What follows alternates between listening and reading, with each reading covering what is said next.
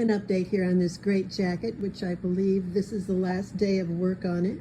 I've put some of these pieced strips down the front of each of the sleeves. The sleeves, by the way, are of a fabric that's been in my stash since I closed my store in 2003. Purchasing the additional pair of jeans, I still did not have enough to create the back and the sleeve. If you'll recall, I had decided to do this back yoke, and these were the original jeans that didn't have any contrasted stitching. The back, however, has this contrast stitching, which I really like, and I decided not to bind the very bottom of the back. I thought that was cool. Don't have any color here up in the pocket area, so I was toying with the idea of putting a strip right in here, but then I saw pockets of the extra pair of jeans, and they're just great. So I'm going to take these pockets off, put these pockets on.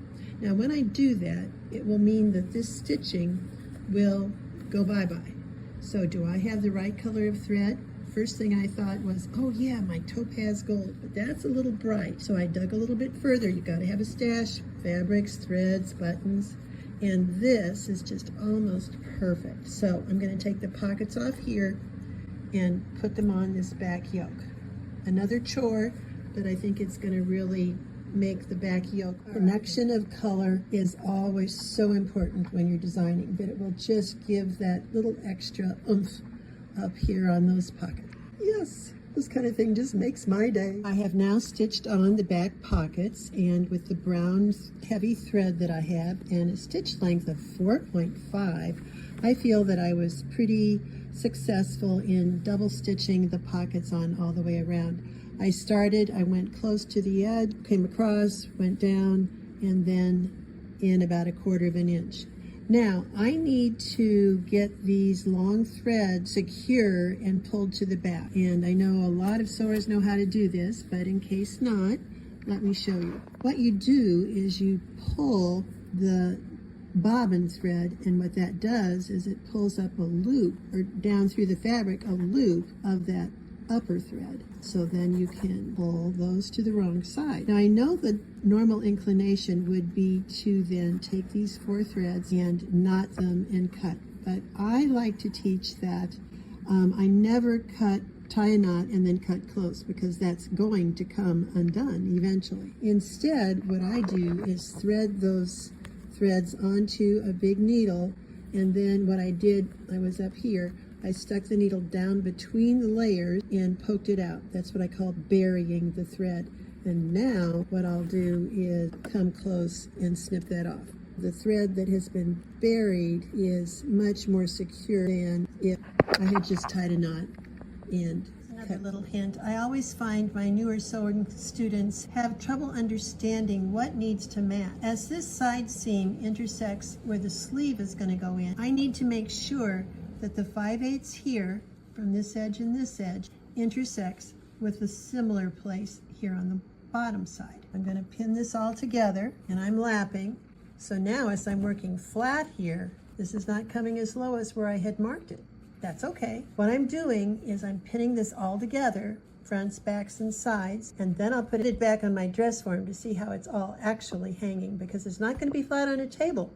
It's going to be worn on a body. And as I'm doing this, I'm thinking, okay, horizontals get finished before verticals. So that means that one of the next edges that I need to finish is this front edge. Same thing on the other side, because then I will stitch this together, and then I will put some binding on top here in the same manner that I did this. So I know I'm going to stitch this maybe just down to here, then I'm going to come back and bind these front edges, then I can proceed. So always remember horizontals before verticals. I'm showing this just to help you realize that you need to be neat when you sew. Look at this scrap of silk tie that got caught underneath while I was doing this stitching of the yoke on the other side. Looks fine from this side, but on the back side, I have no choice but to unstitch, put that out, and restitch, because I just can't have that on the inside of a garment that is going to the investment that this one with all the work in it will represent. Seam Ripper to the rescue again. There will come a time when you just want to throw the whole kit and caboodle in the corner or in a trash can.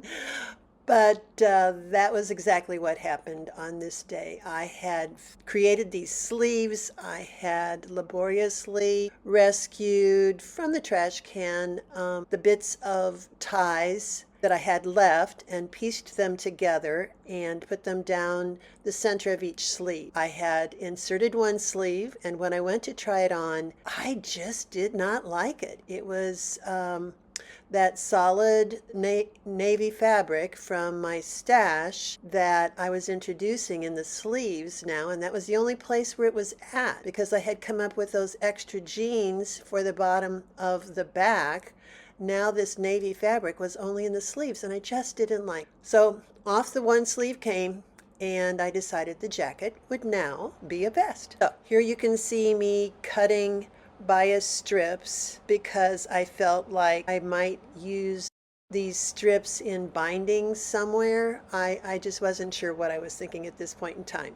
One of the wonderful things that sewing teaches is persistence, and this garment is definitely an example of that. I didn't take much video, but I know this took me an extra hour or so. I took that waistband, I cut it in half when I realized I had enough to create that flange on both of the shoulders. I used that binding that I cut from the sleeves in order to execute this and finish that seam allowance on the inside of the garment. I think it came out just great.